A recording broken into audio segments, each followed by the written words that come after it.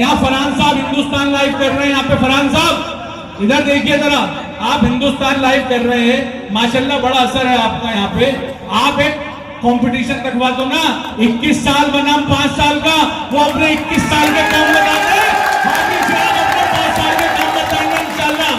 और उसके बाद यहाँ की आवाम चुन लेगी, जो काम करने वाला चाहिए, या बतौलेबाज नहीं चाहिए मेरे भाई, बतौले को बहुत सुन लिए।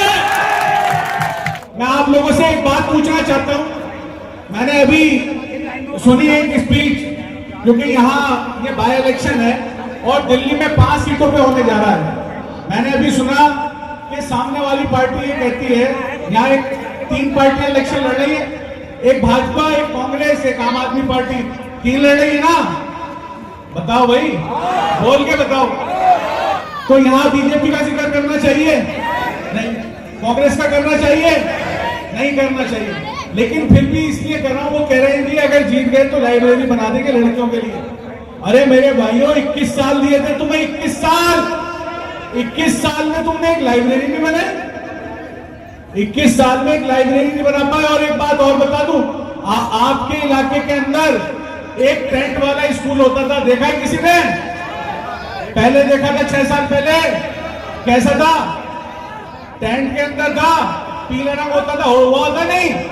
और अरविंद केजरीवाल जी की सरकार बनने के बाद, हाजी शराफ खान के एमएलए बनने के बाद शानदार आलीशान बिल्डिंग में तब्दील हो गया नहीं? यार बताओ, हाथ खड़ा करके बताओ अगर हुआ है तो। क्या 21 साल तुम्हें मिले थे कि स्कूल नहीं बना सकते थे? नहीं बनाया। आज वादा कर रहे हैं कि 10 महीने में लाइब्रेरी बना देंगे, गलियां साफ कर देंगे। गलियां गंदी पड़ी हैं क्या? नहीं पड़ी। अल्हम्दुलिल्लाह असमा रहमान जी ने माशाल्लाह और अब्दुल रहमान साहब ने जो इतनी सफाई अभियान चलाया है, मैं खुद भी यहाँ आ रहा हूँ तो देख रहे हैं, संजय भैया आप भी आए हो, गलियां गंदी पड़ी हैं क्या? खूब सफाई हो रही है माशाल्लाह। और कह रहे हैं लेंटरों पे से पैसा नहीं लेने देंगे। अरे भाई 21 साल क्यों लेने दिया तुमने, ये बताओ पहले। 21 साल तक कहां सो रहे थे? ये बताओ, 21 साल बनाम 5 साल। मैं कहता हूं 21 साल आप एमएलए रहे, अरविंद केजरीवाल जी के सिपाही हाजी शराफ खान साहब को आपने 5 साल के लिए चुना था। जो काम 5 साल में कर दिए आपने, 21 साल में एक काम नहीं करा। इन्होंने आपके यहाँ डिवाइडर लगवाया, ट्रांसफार्मर ऊपर करवाया, 2 पुल बनवाया, टेंट वाला स्कूल बनवाया, मोहल्ला क्लिनिक बनवाया, प्रतिभा स्कूल बनवाया, और इतने काम कर दिया हाजी शराफ खान ने, इतने काम कर दिए। तुम्हें 21 साल मिले थे, अगर तुम्हें 2100 साल भी मिल जाते तो तुम कुछ नहीं करते। आज बात करते हैं कि 10 महीने का इलेक्शन है, ये कर देंगे, वो तो कर देंगे, तीर चला देंगे। अरे 21 साल में तीर क्यों नहीं चलाया तुमने? बताओ, 21 साल में तीर क्यों नहीं चलाया? आज कर देंगे, वाह भाई वाह, आज कर देंगे। राजकुमार, एक बात बताओ, राजकुमार ने कभी काम करा है क्या? राजकुमार कोई काम करते हैं क्या? राजकुमार क्या करते हैं? आराम करते हैं, आराम। अभी इलेक्शन है तो वादे कर रहे हैं कि उसके बाद कह देंगे भाई वादे किया था, 10 महीने पूरे हो गए, दोबारा मौका दे दो। यही तो कहेंगे? नहीं कहेंगे। आज एक बात बताओ, जब इनकी दिल्ली में सरकार थी, कहते हैं जी मेरी बहन मुख्यमंत्री थी। अरे अपनी बहन से कह के यहाँ का ठेका क्यों नहीं हटवा दिया? ये जो कल्याण पे ठेका था, हमारी माँ बहनें यहाँ से गुजरती थी और 10 दुकानें थी, कोई गिलास बेच रहा है, कोई नमकीन बेच रहा है, कोई इधर से लुढ़क रहा है, कोई उधर से लुढ़क रहा है, लुढ़कते रहते थे। हमारे बच्चों को, हमारी बच्चों को निकलने में बहुत तकलीफ होती थी। आज माशाल्लाह अल्हम्दुलिल्लाह सब लोग बहुत खुशी खुशी जाते हैं, कल्याण के आगे से जाते नहीं जाते। कल्याण पर जाम लगा रहता था नहीं, ठेका हटवा दिया हाजी जी ने। और इसकी गवाही मैं देता हूँ, हाजी जी रोज पहुंच जाते थे हमारे पावर मिनिस्टर के पास, सत्येंद्र जैन जी के पास, कहते थे जी वो सड़क पे ट्रांसफार्मर रखा है, मुझे नहीं पता, इसे ऊपर लगवाओ।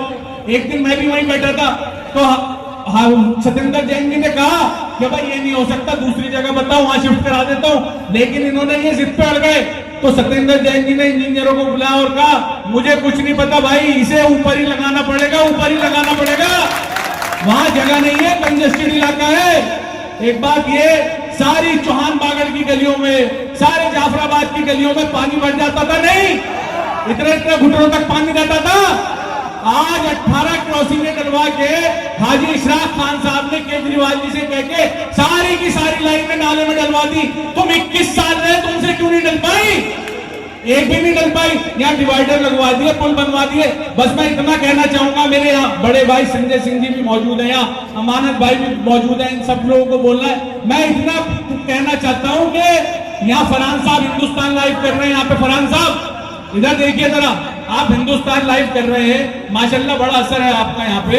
आप एक कंपटीशन रखवा दो ना, 21 साल बनाम 5 साल का, वो अपने 21 साल के काम बता दें, बाकी साहब अपने 5 साल के काम बताएंगे इंशाल्लाह।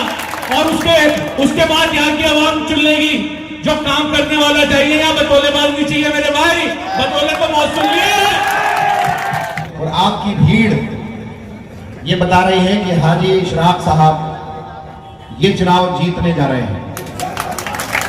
हम लोग मेहनत कर रहे हैं, घर घर जा रहे हैं, सुबह को हम आ जाते हैं, रात को जा रहे हैं। और मेरा सिर्फ इतना सा लालच है कि मैं चाहता हूं कि ये सीट, क्योंकि मैं यहां प्रभारी हूं, मैं चाहता हूं कि ये सीट अगर आम आदमी पार्टी जीत जाएगी तो मैं इस सरकार से, संजय भाई से, अरविंद केजरीवाल जी से आप लोगों के लिए कुछ काम करा लूंगा।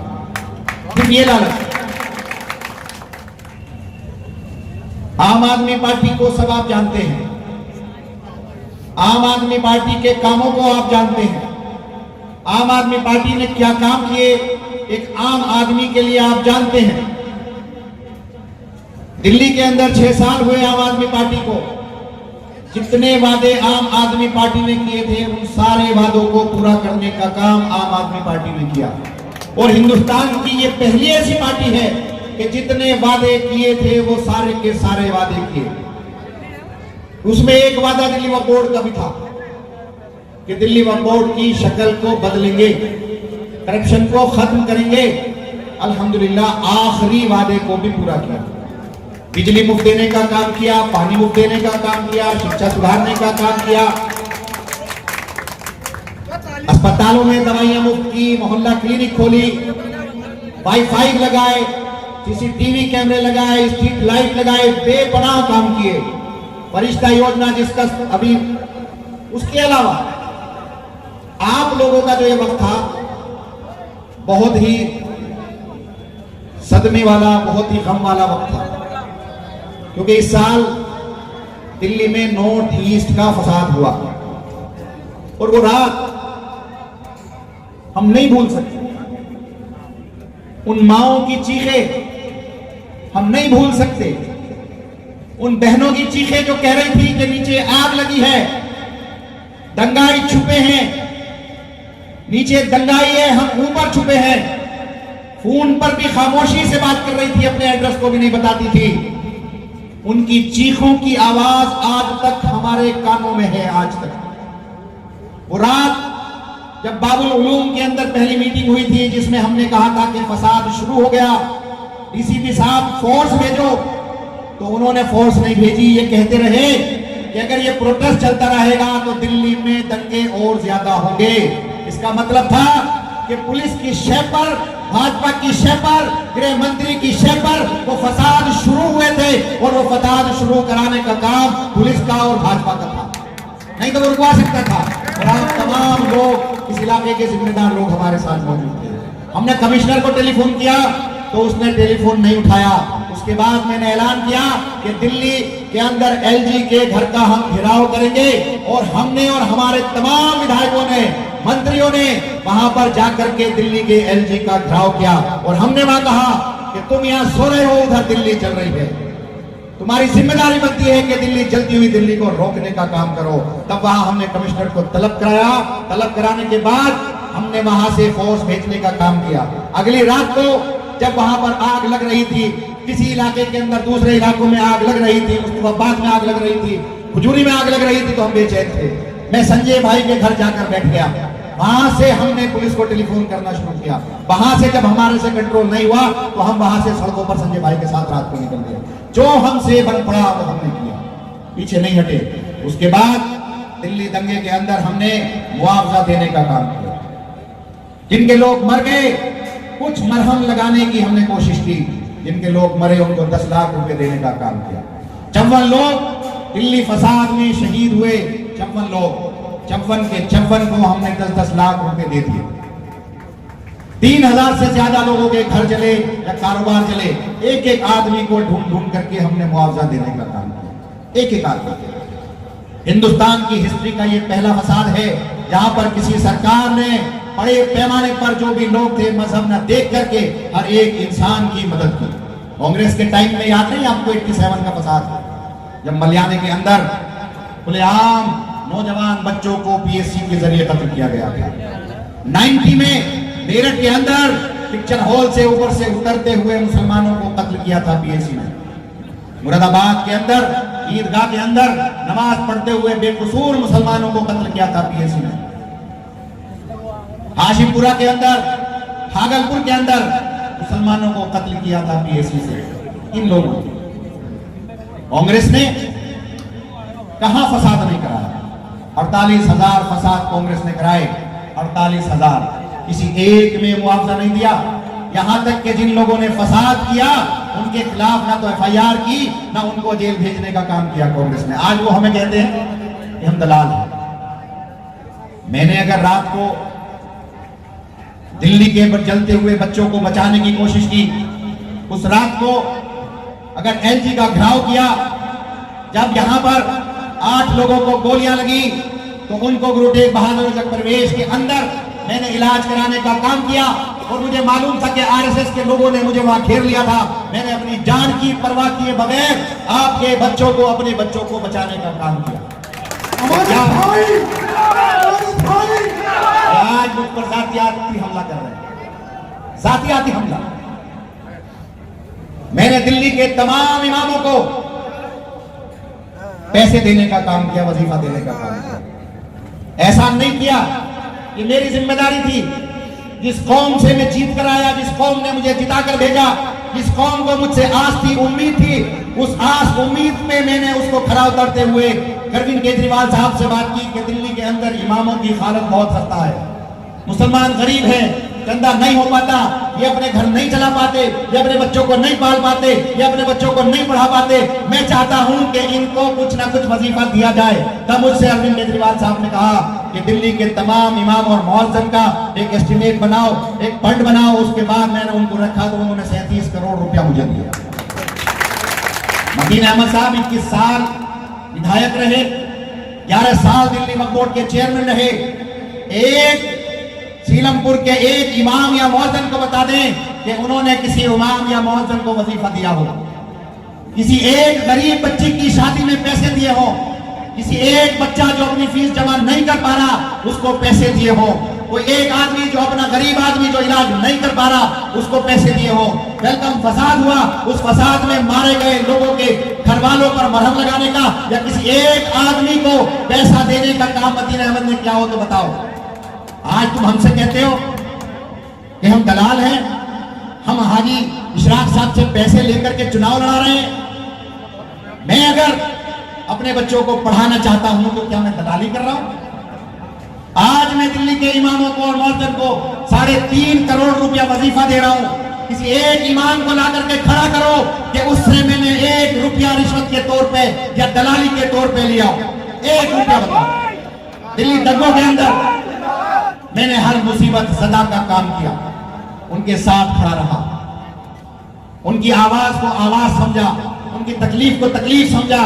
आज भी जुमे के दिन वो मेरे पास आते हैं, जितने लोग जुमे के दिन आते हैं हर एक की मैं मदद करता हूं, पैसे देता हूं। वो आते हैं मुझसे कहते हैं हमारा घर जल गया, हम बर्बाद हो गए, हम 1 करोड़ की लागत की शोरूम के अंदर हम काम करते थे, आज 500 रुपए गज के मकान पर किराए पर रहते हैं। क्या उनकी तकलीफ का अंदाजा आप नहीं लगा सकते। मैं उनको सुनता हूं, आंख में से आंसू आ जाते हैं। मैं अगर उनकी मदद कर रहा हूं तो क्या उनसे मैं दलाली ले रहा हूं, रिश्वत ले रहा हूं? आज तुम जातियात पर उतरे हो, मुझे अफसोस नहीं है इस बात का। ये तो मेरे नबी के साथ भी हुआ। आप सल्लल्लाहु के साथ लोगों ने पत्थर मारे। आप सल्लल्लाहु जब ताइफ के सफर पर गए थे, लोगों को समझाया तो उन्होंने गालियां दी, बदतमीजी की, पत्थर मारे, इतने पत्थर मारे कि पूरा जिस्म मुबारक खून खून हो गया था, लेकिन उनको बददुआ नहीं दी थी। आप सल्लल्लाहु जब नमाज पढ़ रहे थे, नमाज पढ़ते हुए अबू जहल और उसके साथियों ने गालियां दी और ऊंट का ओझ उनके सर पर रख दिया। हज़रत हमजा रज़ियल्लाहु अन्हु जो उनके चचा थे वो आए, उनको गुस्सा आया और उन्होंने अबू जहल को मारा। और कहा कि भतीजे देख मैंने तेरा बदला ले लिया। और जब अबू जहल आप सल्लल्लाहु अलैहि वसल्लम ने शिकायत की तो उल्टा अबू जहल ने आप सल्लल्लाहु अलैहि वसल्लम के चेहरे मुबारक पर थूक दिया, लेकिन अबू जहल को बद्दुआ नहीं दी। और आप हजरत हमजा रज़ियल्लाहु से कहा कि मेरा बदला ये नहीं है, आप इस्लाम कबूल करो, इंसानियत की बात करो, इंसाफ की बात करो, मेरा बदला तो यही है। लोगों ने उनके ऊपर कूड़ा फेंका। तो आप भी हमें आप जितना चाहे गाली दो, जितना चाहे हमारा जलील करो, जितना चाहे हमारे साथ बदतमीज करो, हो सकता है तुम्हारी गाली देने से, उस गाली को बर्दाश्त करने से हो सकता है अल्लाह के नबी की कोई खूबी मेरे अंदर आ जाए जिसकी वजह से मुझे निजात हो जाए। वो ये भाई, आम आदमी पार्टी, संजय भैया, आज तुम कहते हो कि हमने मरकज के अंदर ताला लगवाया, तुम झूठ बोलते हो। मरकज खुला है, 5 वक्त की नमाज होती है उसके अंदर, पहले दिन से आज तक। मौलाना साद का घर पर ताला लगा है। अभी संजय भाई ने मुझसे कहा ये अमानत, मौलाना साद का घर क्यों नहीं खुलवाते, तुम दिल्ली वक्फ बोर्ड के अधीन आते हो, मरकज भी दिल्ली वक्फ बोर्ड के अधीन है। तो मैंने इनसे वादा किया है कि इंशाल्लाह 4 दिन के अंदर हाई कोर्ट जाकर के मरकज खुलवाने का काम कल इंशाल्लाह रिट डाल दूंगा मैं हाई कोर्ट के अंदर। हमने मरकज बंद नहीं कराया। अगर हम मुस्लिम मुखालिफ होते तो क्या हर महीने 3-3.5 करोड़ रुपया इमामों को वजीफा दे सकते थे? हमने उनकी तकलीफ को तकलीफ जाना।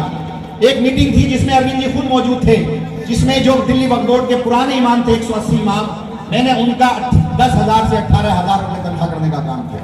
वहां पर बहुत सारे दिल्ली के इमाम आए थे। मैंने उनसे पूछा कि भाई आप लोगों की कितनी तनख्वाह है?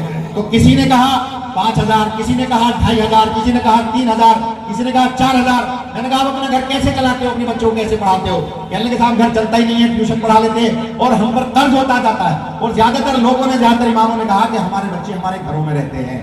तो अगर मैंने उनकी उस तकलीफ को तकलीफ जान करके उनकी वजीफा बढ़ाने का मैंने काम किया तो क्या मैंने गलत काम किया? वो इमाम जो हमारे अमीर हैं, तो हम में सबसे आला है, वो इमाम जो हमारा निकाह पढ़ाते हैं, वो इमाम जब हमारा बच्चा पैदा होता है तो उसके कान के अंदर अजान पढ़ने का काम करते हैं जिससे वो इस्लाम के अंदर शामिल होता है। आज अगर उस इमाम की हालत खराब है, उस मौतन की हालत खराब है, अगर मैंने उनको वजीफा देने का काम किया तो उन पर एहसान नहीं किया, ये मेरी जिम्मेदारी थी। और आज तुम मुझे दलाल कहते हो, रिश्वतखोर कहते हो और न जाने किन किन कलमात से नवाजते हो। तो मैं इन तमाम बातों को तुम्हारी तस्लीम करता हूँ और अल्लाह से दुआ करता हूँ कि अल्लाह तुम्हें अच्छी जुबान की हिदायत दे। शुक्रिया। इन्हीं बातों के साथ मैं अपनी बात को खत्म करता हूँ और आपसे अपील करता हूँ कि आप लोग बहकावे में ना आए और आपका अपना विधायक है, अपना चीफ मिनिस्टर है, जिस पार्टी का विधायक होगा उसी पार्टी का अगर काउंसलर होगा तो इलाके के अंदर ज्यादा काम होगा, और अगर काउंसलर दूसरी पार्टी का होगा, विधायक दूसरी पार्टी का होगा, तो ये दोनों आपस में सिर्फ लड़ते रहेंगे। आपका एक नाखून बराबर भी फायदा नहीं होगा। फायदा इसी में है कि आप जिस पार्टी का विधायक है, जिस पार्टी का मुख्यमंत्री है, अगर उसी पार्टी का काउंसलर हाजी इशराक को आप बताएंगे तो इंशाल्लाह कि आपके साथ शाना बशाना खड़े होकर के काम करेंगे। शुक्रिया। इन बातों के साथ मैं अपनी बात खत्म करता हूं और हाजी इशराक से हाथ उठा करके अपील करता हूं।